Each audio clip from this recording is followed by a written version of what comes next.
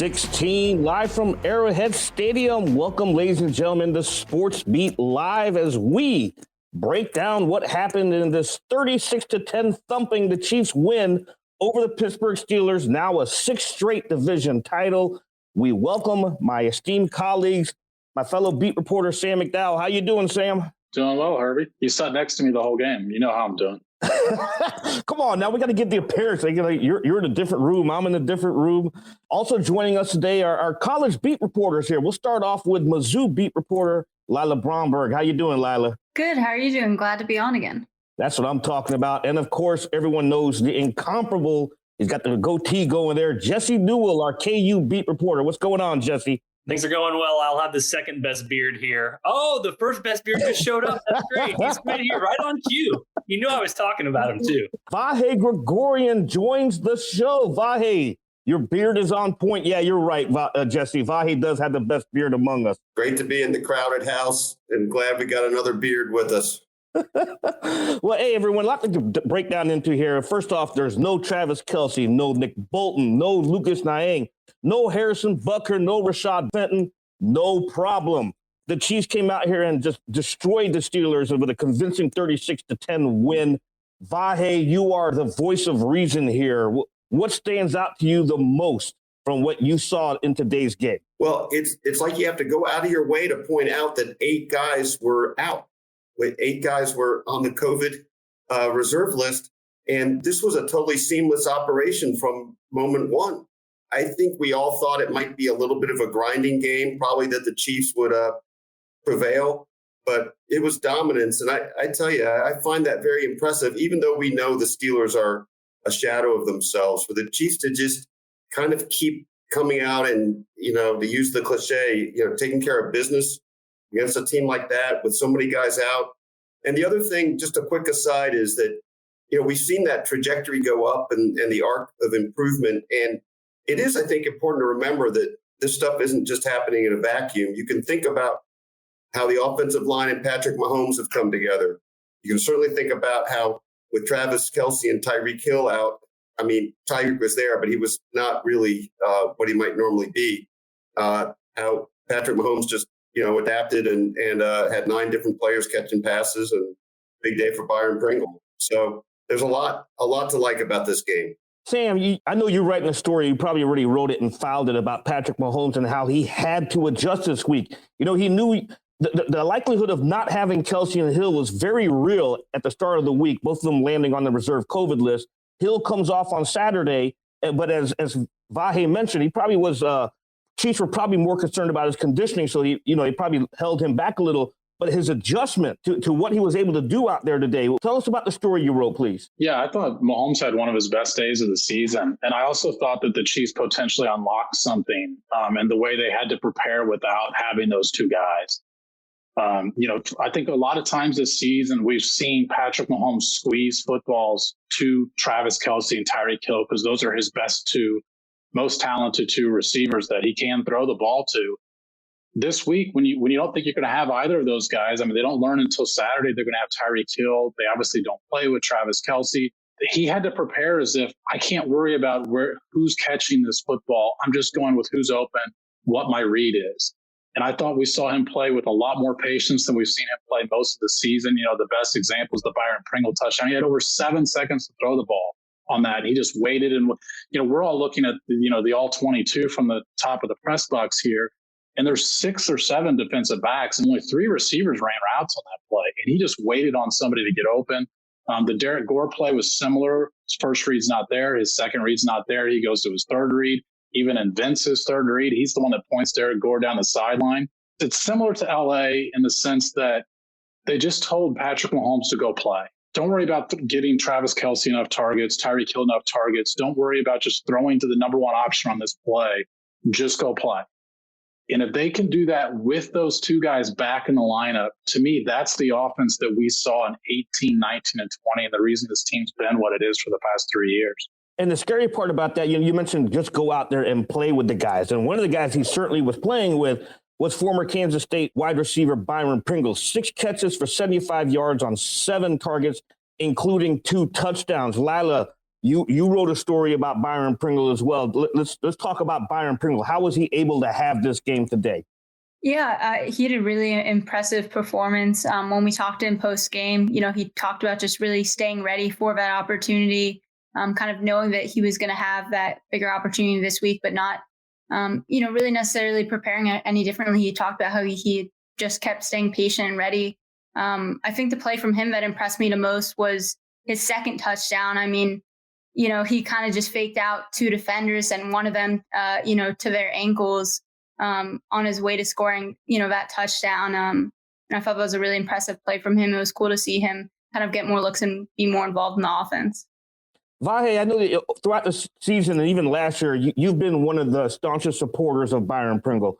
Did this game right here finally give the team the confidence that, forget the number 2 guy and trying to find him. He's already here. It's Byron Pringle.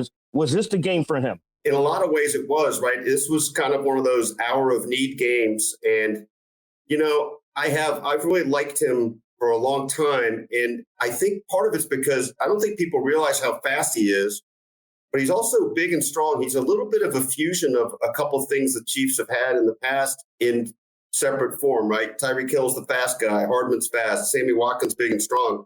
Byron's kind of a tweener, and sometimes I think that gets him overlooked. But he's also all of those things at once. I think he has dropped the ball more this season than I thought he would with more chances.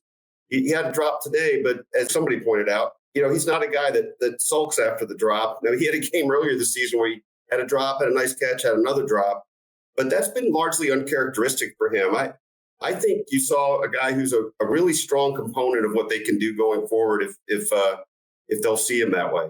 Rob mentions, is Herbie capable of referencing Pringle without saying K-State, just saying? I think that's almost impossible, Rob. Sorry, I can't help you out there.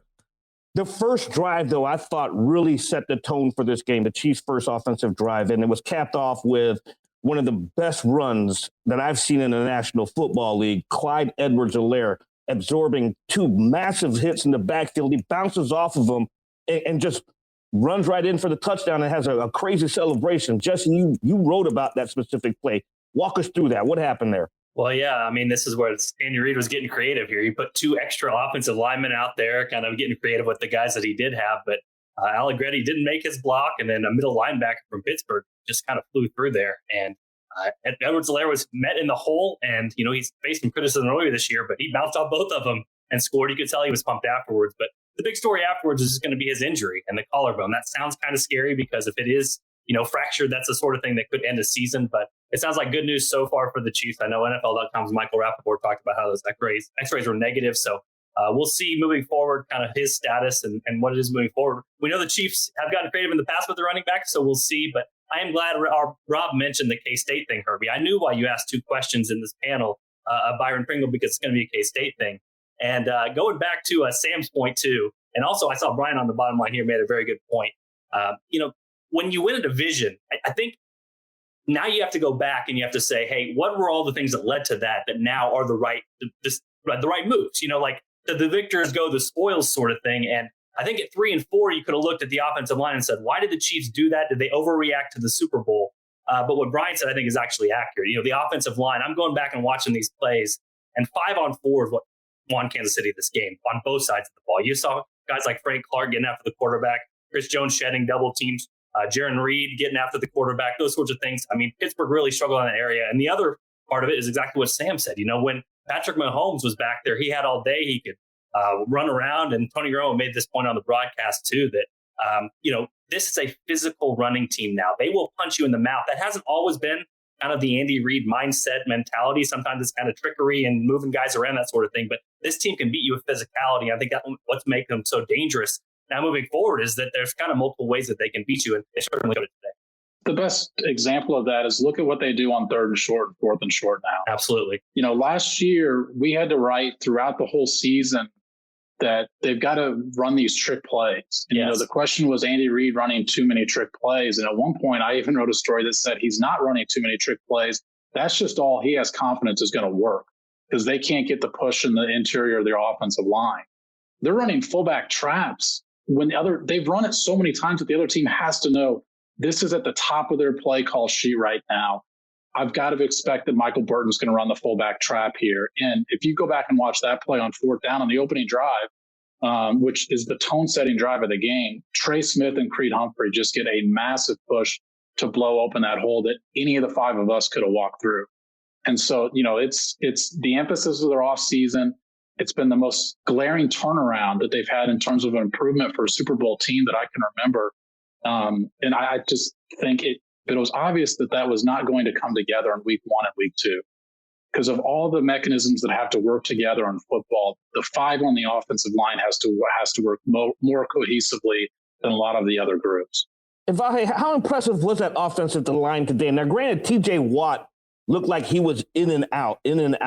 Mike Tomlin knows that he's dealing with some rib injuries there, but for them, he only finished the game with 1 tackle. How impressive was this offensive line to you today? Well, it was. Look, it always starts there. And, this has been building for a while. The Chiefs are now able to be versatile in ways that they haven't been. But one of the things, I don't know if we underrated this, but I think we all understood it would take a little while for, at that time, five new guys and 3 rookies to maybe come together. But I think we've seen all along that the talent's never been an issue. It's in sort of the synchronicity of it all. And it's easy to forget that it's not just those 5. It's how they align with what's happening in the running game. And most of all, the feel that they have for Patrick. Some of this stuff is not in a textbook.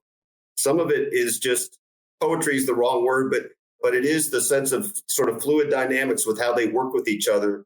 Some stuff, I'm sure they coach up every single element that they can, but some stuff is probably stuff that you can't even say, this is what you need to do here. It's Patrick feeling where the pocket is, whether it's for a 7-second pocket or another one where you're pirouetting and getting chances to throw.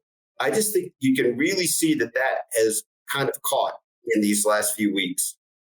You mentioned, that offensive line there, and I know, like, as the second half of the season progressed, we always heard some of the players and even offensive line coach Andy Heck saying that these young guys are not playing like rookies; they're playing like veterans. He used the word rare for Creed Humphrey for a rookie to be what he's doing now.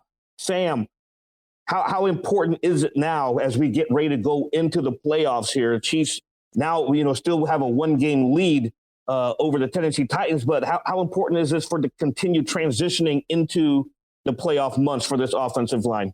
Well, go back and watch last year's Super Bowl. I don't even know if I need to answer that. We've seen the difference in when the offensive line is playing in cohesion versus an offensive line that gets beat on every snap. So, I think it's been a big key to their season, particularly this back half when you've seen those guys get some time together. And, you can't win games in January and in February when your offensive line's getting beat on every play. We're going to transition here to defense because I thought this defensive outing as well, it was pretty darn solid. They gave up 20-plus points to the Chargers last week, 28. They hold the Steelers to 10, so now they're back to allowing teams to score less than 10 or more points. Lila, your guy Nick Bolton wasn't playing, but what did you see from the defense today? It's just been really impressive what we've seen just from a defense in terms of, the turnaround as of late. Obviously, you mentioned, last week against the Chargers, them allowing that many points against an offense like that. But I just thought, with Ben Roethlisberger at the state he is kind of in his career now, if you're getting the pressure on him, if they're able to get on him, you're going to really render that offense ineffective just because his ability to move hasn't really ever been there that much, but, even less so now. So I think they did a really good job kind of getting pressure on the quarterback. I think there's also just a stat, on the broadcast saying that this is the first time that, the Chiefs have held opponents to, 10 points or less in 5, home games in a row since 1999. So, that's a really impressive feat in itself. This defense, Vahe, and we've written about the defense. All of us have written about the defense throughout the year. But as we come down this home stretch here, what is the most impressive thing to you about it, about what this unit's been able to do? This is funny, but the first thing that stands out to me is, do you remember how much we just felt like they were whiffing on tackles early in the season? This team tackles well. There's so many things, but what's funny is not all of them are incredibly big things that you think, oh, that was huge. It's a lot of little things, a couple position changes we've spoken about. a couple guys really blossoming, like L'Jarius Sneed. I mean, I think L'Jarius Sneed is on the cusp of being a star player. You know, Melvin Ingram, who is a guy we should mention today just because he really was a Steelers giveaway. And I know he didn't have any big numbers today. I'm not even sure he had an official tackle, but I can tell you 4 or 5 plays that he changed just with his presence. And you can't speak about his presence without the fact that it allowed the realignment that put Chris Jones back inside. So all those things kind of go together. And I mean, I'm at a point, it's been this way for a few weeks now. For a little while, you sort of thought, well, they're kind of holding together and maybe they have a chance to be okay. But that defense is an asset. And I think it's going to keep playing out that way. Not that they can't be exploited, but I think they're pretty good. Sam, if you remember a couple of months ago in this press box, you and I were saying we have not seen it yet. You know, we weren't believing that they could turn it around, but have what we've seen now over the past month. What is impressing you about this defense? Well, I think just the abruptness of the turnaround. You know, I mean, Steve Spagnuolo said that they felt it the second half of Tennessee. Now, that was lost on all of us because that Tennessee performance was pretty awful, and they only scored 3 points. So we all, I think, correctly focused on the quarterback and his game and the offense and what's wrong with the Kansas City Chiefs. But he said that their defense felt like they had grasped something that second half. And they've been different since. And like I said, it's just the abruptness of it. I mean, through 7 weeks, you thought this team just doesn't have it defensively. There's not enough time to put it together. They need to make too many changes. But they have made changes and largely with the same personnel. Like, I mean, Melvin Ingram's addition can't be understated. We've all talked about that. But they've got Juan Thornhill in the lineup. That's made a difference. They've altered Tyrann Mathieu' role a little bit because he plays with Juan Thornhill, a guy who's fast, who covers the back end, rather than with Daniel Sorensen. They've got Chris Jones back where he belongs. L'Jarius Sneed is a very versatile piece that they've been able to move around.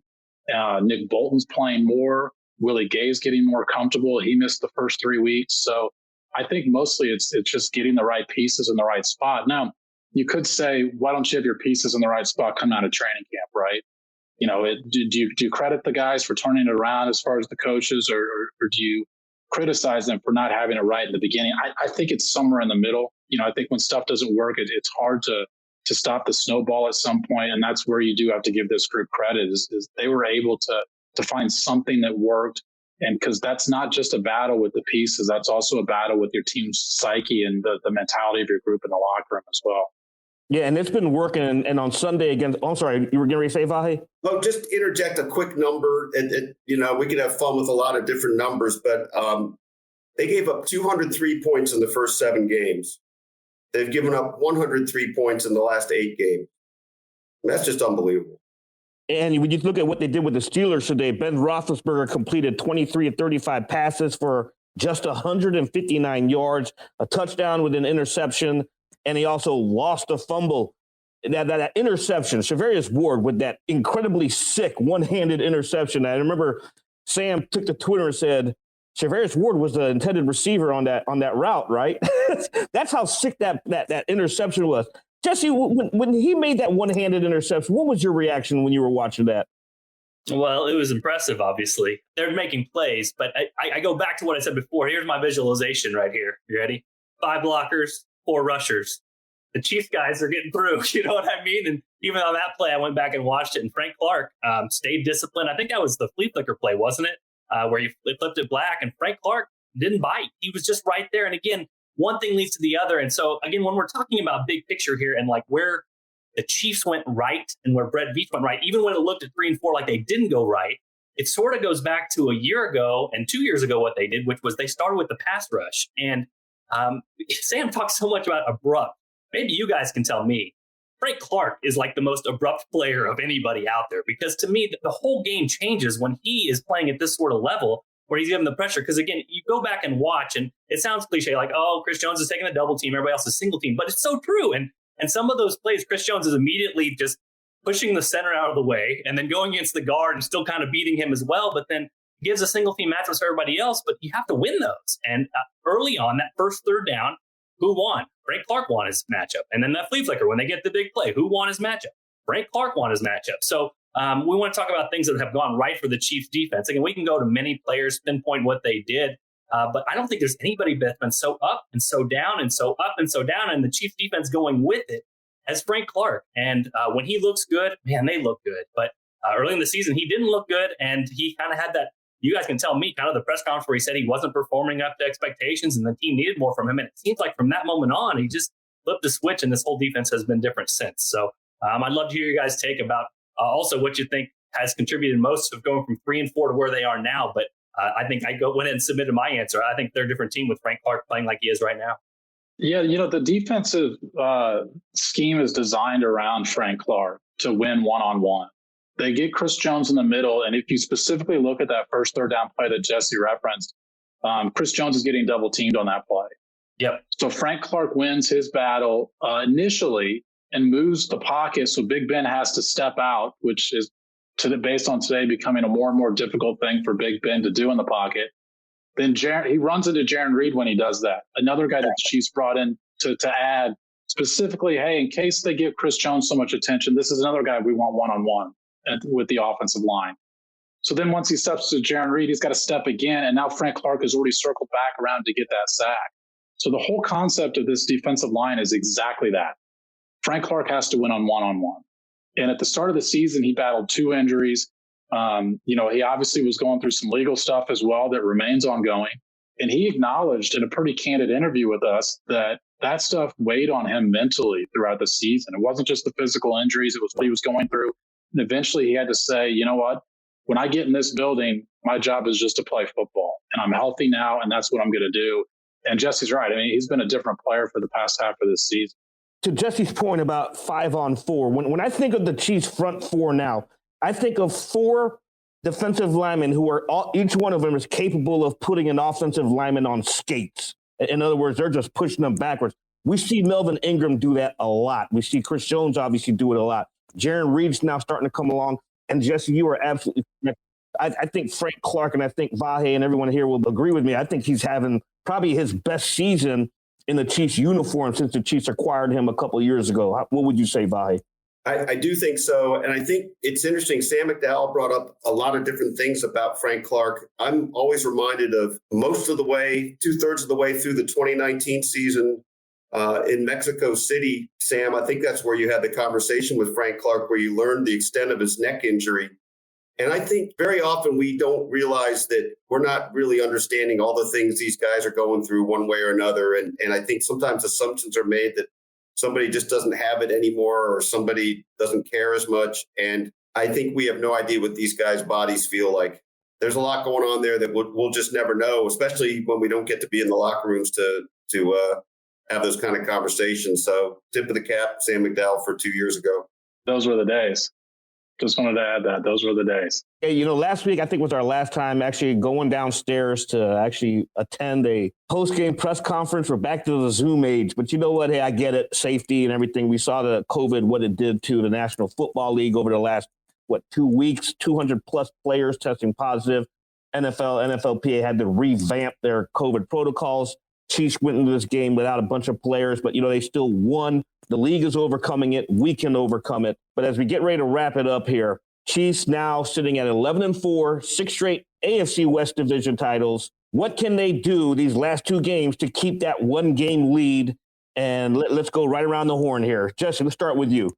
Well, I just think, they have so much going for them right now. If they dominate on the line like this, this reminds me of the Willie Roaf days where every broadcast would talk about the Chiefs and the advantage they have on the offensive line. And I'm looking at pass block win rate, run block win rate on ESPN. The Chiefs were third coming in. They're probably going to go up after this week. So if you can dominate on the line like that, like Sam said, some of these plays that the Chiefs ran today, KU coaches, got criticized on Twitter for, because you don't run those plays on 3rd and 4th and 1 because they're easy to stop. But it doesn't matter for the Chiefs right now because they block so well. And those guys, hashtag Creed is good. Those sorts of guys, they're blocking so well, it just doesn't matter. And, some of this stuff too, you have that overall dominance, and then you sprinkle in Patrick Mahomes and Andy Reid. Like I said, Andy Reid's putting all these linemen on the field because knows he doesn't have the weapons he had normally. And if you go back to the second Byron Pringle touchdown too, the RPO, Go watch Patrick Mahomes' eyes on that one.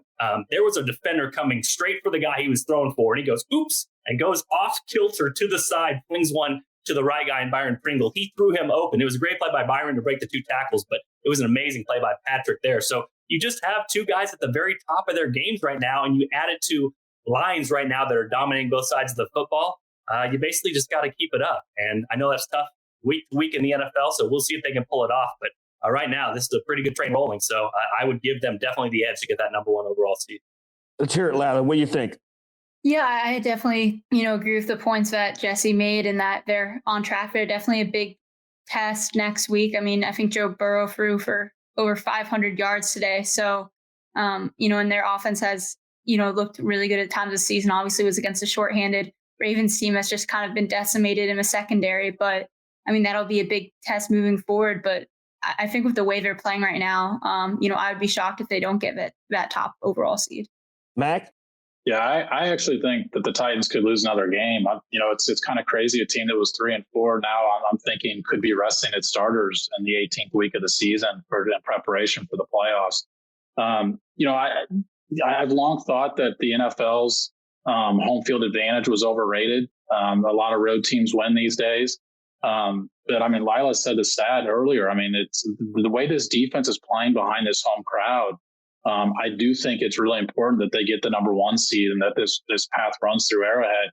And it always has since Patrick Mahomes been the starter. He's never played a road game in the playoffs, and I don't anticipate he will this year either. Vahe, you made a point in the press box about halfway through the game. You had mentioned you can't even remember the last time you had to go on the road to cover a Chiefs playoff game. So what do they need to do to maintain this momentum to get that number 1 seed, Vahe? Well, I guess it's self-evident. They got to kind of keep playing like they've been playing. It seems that it would be prudent to have a pass rush against Joe Burrow. And I think being able to be versatile on offense, I think also they probably don't want to add to this COVID list this week. That is kind of the weird X factor in all this. I mean, I still can't believe how many guys they had out and just didn't miss a beat. But you don't know. It could balloon. It could come down. That's always looming now. So stay healthy and just play with the kind of singularity of purpose that they've been playing with. And I like the chances. Yeah, and I have to agree with everyone here too. I think Joe Burrow is going to be a challenge, but I just can't see the Chiefs losing any of these last 2 games if they're able to overcome COVID like they did this week, and hopefully, like Vahe said, there are no other COVIDs. Hey, everyone, belated Merry Christmas to everyone. And if we don't talk to you until New Year, but we'll have another show before New Year, but happy early New Year. So for Vahe, for Sam, for Lila, for Jesse Newell with the goatee, but Vahe has the better beard. For producer Beth, I am Herbie Teope, and this is the Kansas City Star Sports Beat Live. We will see you all next week.